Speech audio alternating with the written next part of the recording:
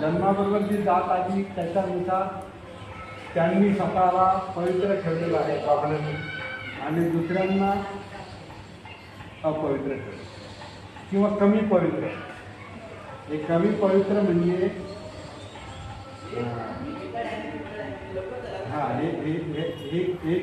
एक जन्म असा आहे, एक जात अशी की ती स्वतःला पवित्र पण समजते आणि पात्र.